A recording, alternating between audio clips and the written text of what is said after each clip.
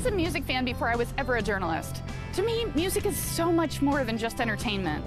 Music defines communities. It tells stories, it motivates, and it heals. I grew up listening to my mom's records and dreaming of hanging out with musicians. And now, it's my job. This is more than the music. Hey guys, I am so excited to bring you two Nashville legends this week. First up, we are headed to the home of TG Sheppard, and we're going to sit in his living room, talk about his new album, and then we're headed to Berry Hill in Nashville to talk to Manuel at his studio. I can't wait to show you guys all of the legendary, amazing things he's got there. We are talking to legendary TG Sheppard today. Oh, where in the world did that word come from? I think it's very fitting. Look at all of these records. We're going to have to get some B-roll of this so that this isn't an... Well, you know, I've been blessed. I've had a long time to try to get this right for over 40 years of touring. So I think we're there. Midnight in Memphis, new one coming out September 20th? 20th, awesome. Yeah. You guys pick it up for sure. So let's talk a little bit about this album. It's the first one you've done in 22? 22 years. People say, well, why so long? Well, I just didn't want to wear people out. Yeah, so, no, I don't know. I think for a long time I've watched music change, and it's been going in many different directions. And for a long time, I couldn't figure out where I fit in. So finally, I just said, to heck with all of that. The songs really dictate where you fit in. So I had the desire once again to go back in the studio and do an album through the encouragement of my wife Kelly and my dear friend Gus Arundel at Springer Mountain Farms. And he said, it's time. It's been too long. So I started searching for great songs, and lo and behold, I found some great songs and went back in. So it's exciting to have the new album. Yeah, so exciting. And I know Barry Gibb wrote your title track. Yeah. I am loving I Want to Live Like Elvis. I've listened to that one probably 25 times already.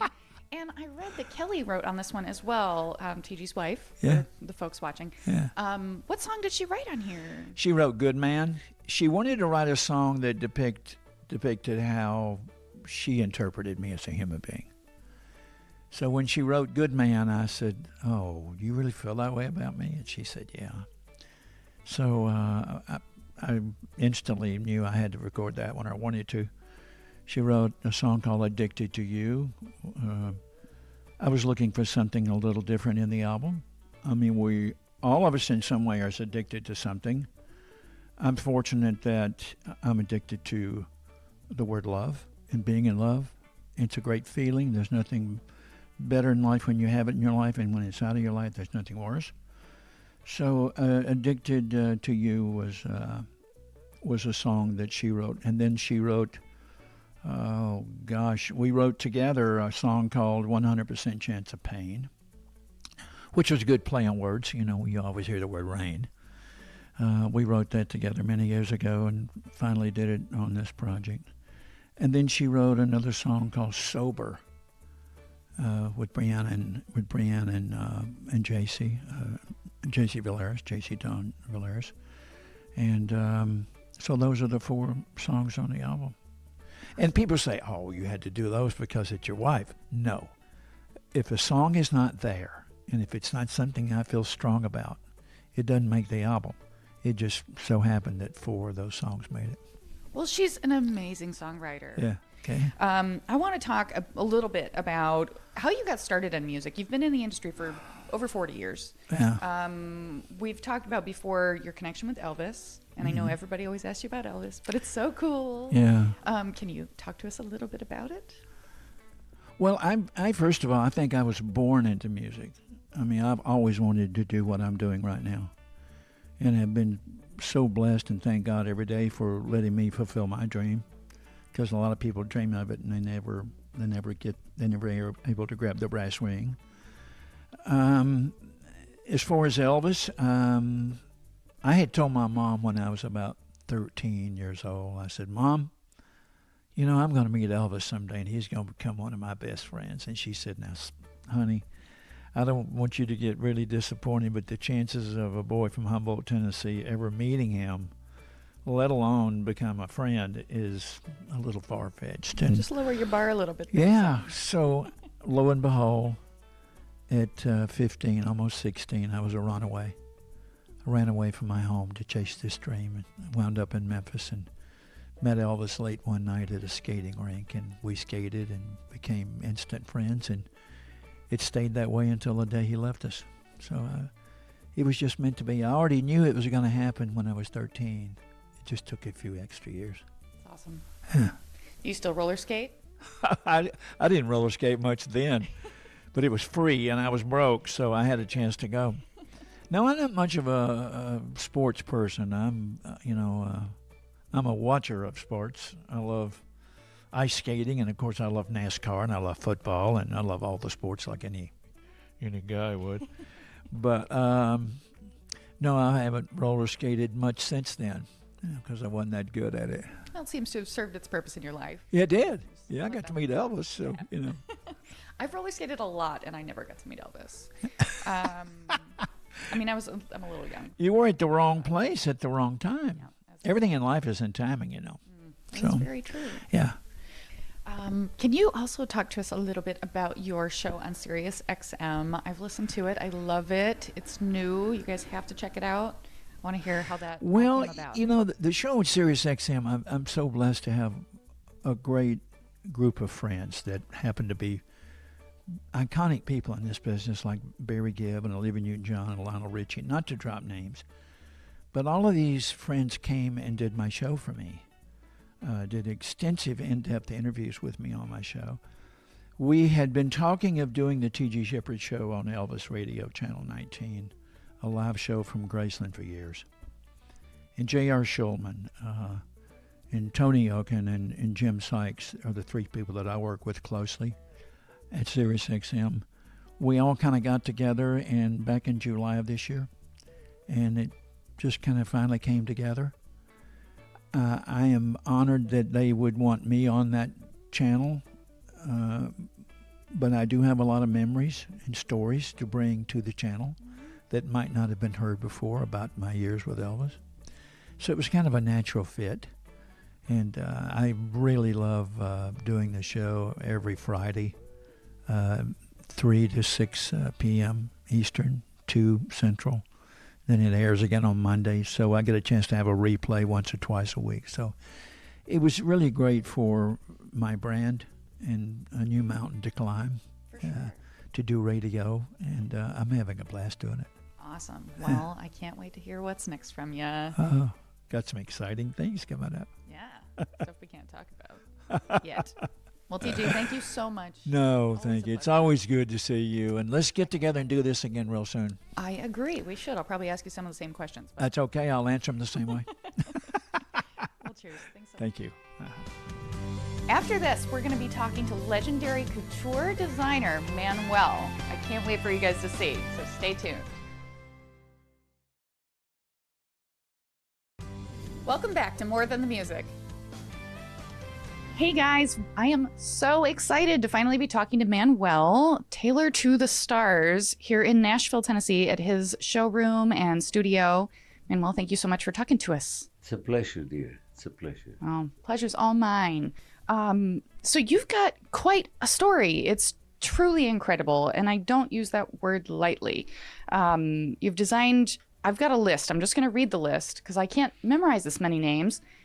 You've designed over the years for Frank Sinatra, Sammy Davis Jr., Dean Martin, Bob Hope, Elvis, the Beatles, the Rolling Stones, David Bowie, who I have tattooed on my arm, Johnny Cash, Dolly Parton, the Jackson 5 before they were even called that, Lady Gaga, Prince, Jack White, Miranda Lambert, Elton John, John Prine, the list goes on.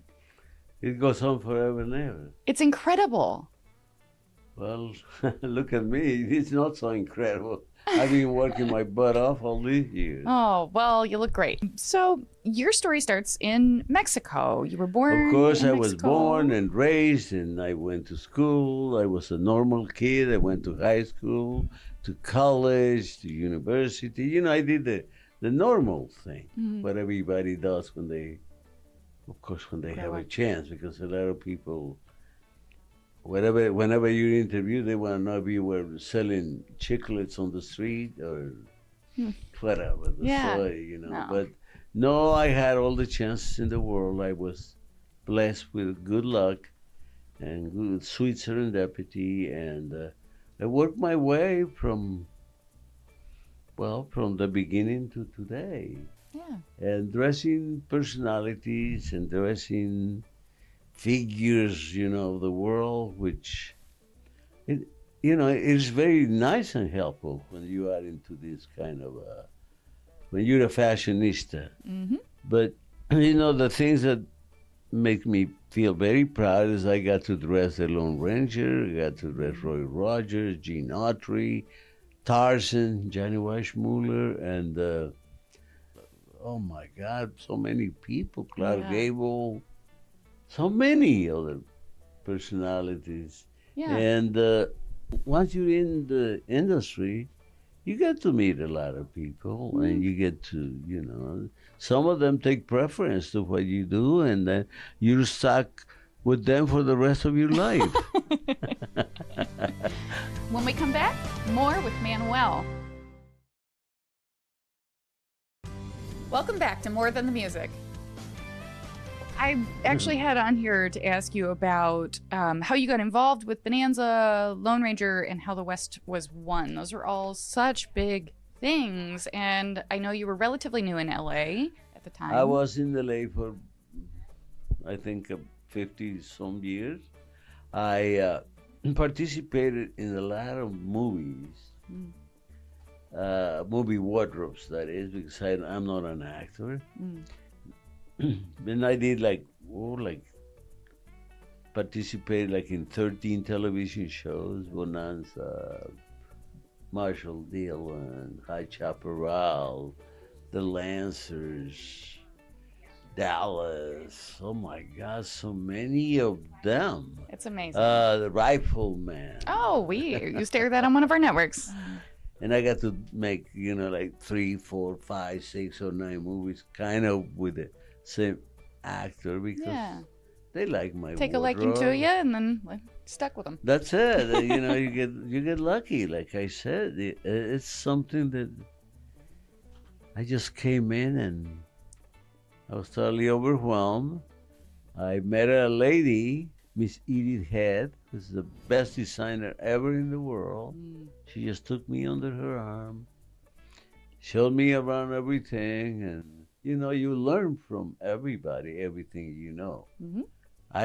Actually, I never invented anything or did something new, except let loose with the imagination and a piece of cloth and a pair of scissors on the table, and there you have me. Yeah. I mean, you're truly an artist. It's incredible. Well, thank you for saying so. I try to make artistically well what I try to do. Something that really fascinates me is that I read you've never made the same piece twice. Every single thing Never, you've made since I was a little 7-year-old, I have never. I just decided that if I was going to make creations, I was going to be like an old mama, making my babies my own way, and that's what it is. Okay, so one thing I wanted to ask you, and you might not have an answer for it, which is fine. Do you have a favorite garment you've made over the years? No, not really. Probably will make my better garment tomorrow. They're all my children. I love them all. And they are beautiful in their own way, So you guys moved fairly recently from your storefront downtown, Lower Broadway, out here to Berry Hill. The space is awesome. It's got such character. What instigated that move? What was the reason for that? Well, I was being looked at like a T-shirt salesman over there. The tourists, I love them. And I love their smiles and all that. But my shop really belongs to my clients. Those people that are very dear, and I felt like I wasn't giving them all the service that I'm supposed to, pay all the attention to their things, and I said the move will be the most refreshing thing. And here we are, really enjoying ourselves, and I'm telling you, no mistake on that. What do you like to wear? Do you wear your own designs very often? I see you've got a jacket on now. All my life, I wear my own clothes. I have never bought anything anywhere ever. That's I amazing. make my own shoes, my own jewelry, my own everything. What about your underwear? I was just going to stop right there. I said, I let the fruit of the loom alone. There you go. Yeah. Yes, because, that'll be two of a kind, right? That's a very good point. You got to live what you preach. Yeah. All right, so I have to talk about a couple specific suits that I'm sure you get asked about constantly. The Graham Parsons suit with all of the weed leaves and all of that stuff caused a bit of a controversy back in the 60s. Oh my God, I got all the manure I could get on the radio and on TV, but it didn't matter to me. I just thought, what are you guys talking about? This is dance, come on, it's a 13th century. I mean, come on. Yeah. I felt like, what are you trying to do? I mean, we've been around here for, since the 1500s. We make things every day that are different. And what is crazy is that now they are selling everywhere and talking about it on TV and everywhere. Even the kids talk about grass. Mm-hmm. I say, well, you're not talking about hay, are you? At the time, that was the most famous suit that I have ever made in the world. I dressed kings, queens, I dressed presidents of this country. I so many superstars, painters like Salvador Dali, like Pablo Picasso. I mean, I dressed a lot of people that are so fit, but they don't. They can only remember Elvis Presley or something, like Michael Jackson. The different millennia kind of takes a play in it. Yeah, well, I think every generation has their heroes, for sure. But it seems like you've dressed heroes across so many generations. It's amazing. And especially, what is really unknown sometimes is that people from all over the world like dress.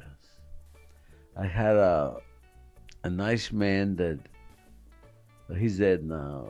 I started dressing him when he was 76 years old. And I made him some pieces. Some friends of his brought him to my place. I said, what are you bringing this man here all buttoned up? And, and that was Mr. Wheeler Rockwell. Oh, wow. Talking about people like that. He probably forgot about the time of the night, but he says, Manuel, I was just talking to one of the people here. The king of Morocco asked me, who made that beautiful suit that you're wearing? So I flashed your name to him. And you know what he did? What? He opened his own coat and flashed it back to me. And that's pretty cool, right? It's amazing. I think it is good. Yeah. I'm sorry, I'm like, seriously. No, but I think it's very nice. Yeah. But, my mommy always taught me to keep quiet, not say too much about everything. Yeah. Well, I mean, I've got other stuff I could ask you about, but I think we could go drink some tequila. Yeah, it's real hot in here. Let's have some inspiring liqueur. Yes, indeed. All right? All right. Manuel, thank you so much. You're so welcome. You are such a dear. Come back and check us out. And if we said the wrong thing, let's do it again. Mm-hmm. Making new friends is always exciting. Hi, I'm Ashley Larson. Join me on Morning Beats, weekdays, right here on the Heartland Network. I'm looking forward to getting to know you. See you then. I had so much fun talking to TG Sheppard and Manuel, but it's time to wrap because I can't drink tequila on TV, and we've been invited to a private tequila tasting with Manuel and his family and friends. So I'll see you guys next week.